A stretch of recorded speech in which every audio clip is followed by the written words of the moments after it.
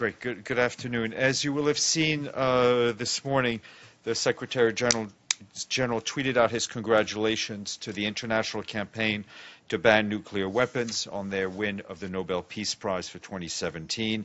Now more than ever, the Secretary General said, we need a world without nuclear weapons. And we do expect a further statement very shortly. As you're also well aware, the Secretary General's report on children in armed conflict is out as a document online in 6 languages, and you heard from his special representative, Virginia Gamba, on that topic earlier today. In a statement we issued yesterday afternoon, Secretary General said that he is appalled that more than 8,000 children were killed and maimed in conflict situations in 2016. He once again urges all parties to the conflict to abide by their responsibility to protect children in accordance with their obligations under international humanitarian and human rights law. And he calls on all parties to conflict to engage with the United Nations to improve the protection of children in line with relevant Security Council resolutions. The Emergency Relief Coordinator, Mark Lowcock, spoke to the press in Geneva today, having recently wrapped up a visit to Bangladesh with UNICEF's Executive Director, Anthony Lake. The Emergency Relief Coordinator stressed today that the origins of the crisis in Bangladesh are in Myanmar, and its solutions ultimately have to be in Myanmar. He reiterated the Secretary General's call for unfettered full humanitarian access, end to military operation, and the safe, dignified, and voluntary return of Rohingya refugees. He said that this is a refugee crisis and reiterated his gratitude to the government and the government institutions and people of Bangladesh for their generosity towards these refugees. Meanwhile, UNHCR tells us that they are focusing on protecting refugees and providing them with shelter and water and sanitation. It's also working towards relieving overcrowding in the 2 of the existing camps, Kutupalong and Yapara. For its part, the World Health Organization aims to put additional funding towards stepping up health services, including by bolstering the prevention of communicable diseases. Our humanitarian colleagues now tell us the number of Rohingya refugees who have fled Myanmar for Bangladesh since 25th October stands at 515,000 people. Turning to Syria, the UN continues to be deeply concerned for the safety and protection over 1 million people across Syria's DEIR governorate. On Wednesday, fighting around Sawa village and surrounding areas have led to hundreds of families reportedly fleeing northern Deir ez-Zor and to the eastern countryside. Many of the displaced have moved to locations difficult for humanitarian workers to have access. In the last UN interagency humanitarian delivery to Deir ez-Zor was on September 27th, which delivered assistance for 75,000 people. Since the last delivery, fighting in the western countryside south of Deir ez-Zor city has reportedly resulted in the highway in the area being cut off and continues to be inaccessible for commercial and humanitarian movement. And the Office of the High Commissioner for the Office of the High Commissioner for Human Rights today echoed the concern of the Secretary General about the violence in southwest and northwest Cameroon. The office calls for the government of Cameroon to establish prompt, effective, impartial, and independent investigations to ensure accountability. They also urge the authorities to ensure that the security forces exercise restraint and take measures to prevent the use of force when policing demonstrations. The High Commissioner's Office reiterates that people should be allowed to exercise their right to peaceful assembly and freedom of expression, including through having uninterrupted access to the Internet. Our colleagues also call on all people to pursue peaceful means to make themselves heard. The High Commissioner's Office urges the government and the Anglophone groups to engage in a meaningful political dialogue so that the grievances of the Anglophone population can be fully addressed. And the FAO, the Food and Agricultural Organization, urged today more countries to join the Treaty Against Illegal Fishing, Port-State Measures Agreement aimed at ridding the world of a multi-billion-dollar scourge that damages human nutrition and environmental sustainability. And we have a press release on the financial situation of the UN, which is available in our office, courtesy of our colleagues in the Department of Management. And today, the Secretary General has appointed Major General Kristin Lund of Norway as the head of mission and chief of staff of the United Nations Trust Supervision Organization. best known as UNTSO. Major General Lund succeeds Major General Arthur David Gaughan of New Zealand, who will complete his assignment on October 19th of this year. Secretary General is grateful for Major General Gaughan for his 2 years of dedicated leadership.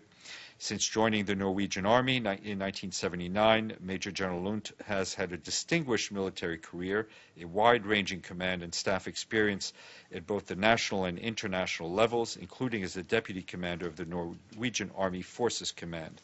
Her bio in my office, and if I'm not mistaken, she was also the first woman to be appointed a Force Commander of the United Nations. And after I'm done here, we will hear briefly from Brendan, and then we will be joined by our guests, Feki Tamuela and Utoy Kamanu, the Undersecretary General and High Representative for the Least Developed Countries and Landlocked Developing Countries and Small Island Developing States. And she will be joined by Odbayar Erdenek Sokt, and I apologize for the pronunciation, the Ambassador at Large and Interim Director of the International Think Tank for LLDCs, and Ambassador Lazarus Kampambwe, Permanent Representative of Zambia to the UN, and Chair of the Landlocked Developing Countries. And they will brief you on the Intergovernmental Agreement and the International Think Tank for Landlocked Developing Countries, which enters into force today. And right after that, you will hear from the Ambassador, a Permanent Representative of the Kingdom of Saudi Arabia, Ambassador Al-Mwalimi. And at 1 p.m. on Monday, there will be a press conference here by the International Campaign to Abolish Nuclear Weapons, the newly minted winners of the 2017 Nobel Peace Prize. Khalas. Questions? Yes, sir.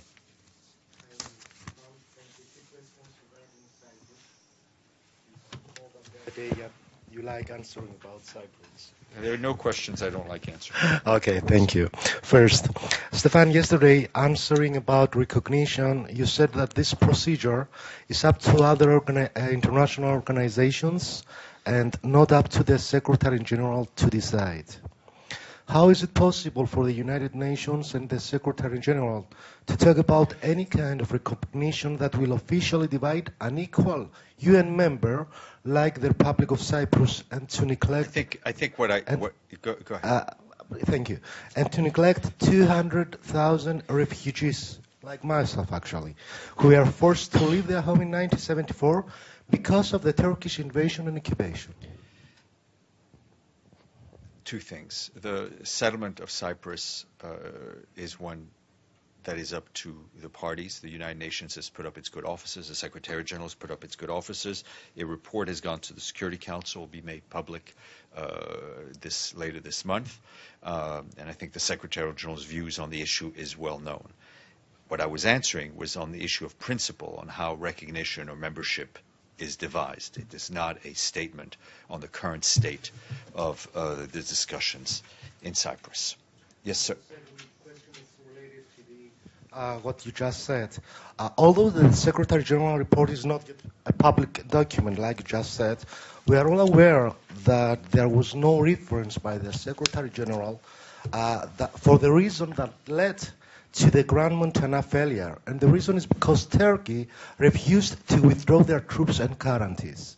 Is the Secretary General aware that the absence of such a reference encourages Turkey, the invader, to talk about two states in Cyprus? For example, 3 days ago, they declared... I'm not here to hear a statement. What is the... I will answer the question, which is the Secretary General put in a lot of effort this year on the Cyprus issue. I think he was very clear in his statement after Grand Montana. He used very clear and simple words. I don't think they're up for reinterpretation. There will be a report to the Security Council, and I think we'll let the report speak for itself. I will come back to you. Yes, ma'am. I will come back to you. No, I will come back to you. No, I will come back to you. Thank you. Thank you. Hi. It's been widely published that the Trump administration is planning to decertify Iran next week. is the Secretary General concerned that is my trigger a new arm race in Iran, and what is he doing about it? As a matter of as a standing order, we're not going to comment on things that may or may not happen. I think the Secretary General has been very clear on his view of the joint agreement, JCPOA. Thank you, Matthew, and that he feels it was one of the most critical diplomatic achievements of the past years, and that everything should be done to preserve it. Mr. Klein. Thank you. I want to go back to Cyprus for a moment, if I may. Who would have thunk? Who would have thunk? As you know, settlements have been declared illegal under international law in the West Bank, previously in Gaza, but now in the West Bank, for quite a number of years, and including in the resolution passed last December by the Security Council. So I'd like to know whether the Secretary General would distinguish the settlement of Turkish residents from Turkey en masse in the Turkish portion of Cyprus. Does he see that as also potentially illegal settlement activity, particularly with the military from Turkey stationed there, or does he see a distinction? I appreciate your question. I will leave the compare and contrast exercise to analysts and journalists. The Secretary General has put in a lot of time and effort to try to reach, and I would say his two immediate predecessors as well, a settlement on Cyprus. It is up to the parties to come to an agreement. The UN is there to facilitate it, and there are obviously a large number of issues that have to be worked through by those parties. But if settlements, I'm not equipped intellectually or in any other manner to go into this issue in the depth that you would like me to go into. Okay. Yes, sir. Thank you, Matthew. I know Fahan and I look alike, but I guess maybe I need to shave my beard. Yes, go ahead. I think it was because of that. That's okay, go ahead. I need more coffee. So I have two questions about Iraq. The first one is, as you may heard in the news, the Iraqi forces successfully controlled Hawija. That was the last major ISIS stronghold in Iraq, a major victory for the Iraqi forces. Is there any statement coming out by the Secretary General or by yourself? And the second question is about the tensions between Erbil and Baghdad. Right now, the French president has made an initiative for dialogue. I know your envoy has met with most of the leaders these days, but it doesn't look like it's enough. The tensions are really rising. It hasn't been stopped. Why the Secretary General is not taking more role than sending his envoy, given that his priority since day number one is preventing a conflict? The Secretary General is following this issue extremely closely. Our colleagues in the political mission in Iraq are in the lead, and are keeping the Secretary General abreast. We're fully aware of the rising tensions. Our calls continue for calm. If I have any more to share with you on the discussions, I will. On the liberation of Hawija, I don't have anything specific, just to say that obviously our humanitarian colleagues are on the ground, having created space for those people who had fled the town. And I think with the liberation of Hydro and any other town that we've seen from Daesh, it's important that the reconstruction not be only physical, but also psychological in a way, to ensure that people feel safe in coming home, that communities of different faith or groups are able to live together, and that they all have faith in the authorities. With regard to the tensions, does the Secretary General think these current efforts are enough? I think we're watching the situation as it goes. Mr. Lee. Sure. Thanks a lot. I do want to ask you about Cameroon, but since you said that you like answering all questions, I want to start with. I knew that was going to come back to. Yeah, yes, it is, and this is it's a policy question, so yeah. I think which I think you're equipped to answer. I believe so. It's a media access question, and it's not about me. It has to do with a journalist from Sarahawi Media, RASD TV, who applied a month ago to be accredited to cover the UN, including this month when Western Sahara is on the Council's agenda. And he received a denial that said that you can only be accredited here if you're with an organization formally registered as a media organization in a country recognized by the UN General Assembly. So I know some people think of this as sort of the Taiwan rule, but is it true? Is it the case that this rule is also applied to Western Sahara, which, although not a country yet, is party to a conflict on the?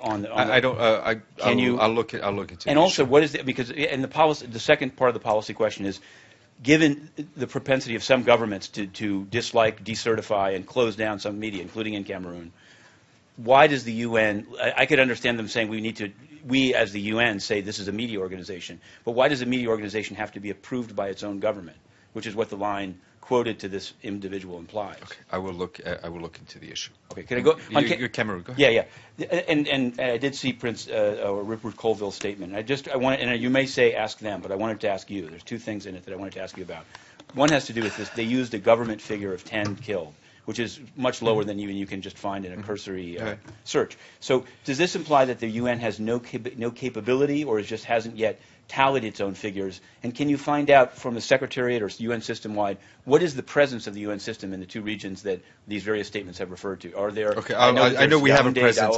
We have a presence. I'll try to. I thought I had the information. I'll get that to you. I can't speak for our human rights colleagues, but I believe they, as a matter of course, they can speak on things they can actually verify. Right. But then the final thing, and I appreciate it, is that you didn't read the part of the statement where it finishes by welcoming Paul Biya's statement calling for dialogue. And so yesterday, I know you don't read the whole statement. I understand. But to many people, this was a particularly absurd part of the statement. The reason being, the president hasn't been back to the country since the GA. I mean, it is important to know. We have welcomed the government's call for a dialogue. Do you believe that any dialogue has taken place, and would Mr. Francois Fall play a part in the dialogue? We remain available, and we'd like Mr. Fall to travel as soon as possible. Jordan. Thank you. There is a report that the SG actually on Wednesday had a phone call with the King of Saudi Arabia, who is currently in Russia. If that's the case, did the SG discuss the report on? No, they did speak while the king was indeed in Moscow. They had a very good and pleasant discussion on, I would phrase it as on issues of global on the Middle East and beyond, and issues of common concern. My question, if the SG phone call was mainly because of the report on the armed conflict? I think there are a lot of issues on the bilateral UN Saudi agenda. Can you tell me? No, I can't tell you more. I've run out of words. Can you tell me yes or no, or you don't know? What I know is irrelevant. What I'm answering is relevant. Last question, then we'll go to our guest. Second one, please. Yeah, go ahead. Yeah, thank you for giving me this opportunity. Like you said, first, please allow me to say that there is no doubt about the Secretary General attempts regarding the Cyprus problem. The Grand Montana failure was due to the refusal of Turkey to withdraw their troops. I'm not entering into a debate of what happened. I just want to hear your question. If you have a All question, right. I have a question. Give me a question mark. 3 days ago, because Evelyn, of this, Evelyn, because of this reference, they declared enclave tax to the Greek Cypriots. This is a very serious question. How is the United Nations and the Secretary General respond to that? Enclave tax in our own country. That's the question. Thank you. All these numbers of issues need to be dealt with by the parties. The Secretary General very much hopes that the parties will reach an agreement, and I will leave it at that. One quick one, and then we'll go to Brendan. Absolute world's shortest question. Do you have any statement in your book or binder or whatever it is that you have back there on Cambodia moving to decertify the main opposition party? I know you've had other comments in the past. Not at this point, but I will get something. All right, Brendan will brief very briefly, and then I'll come back with our guests.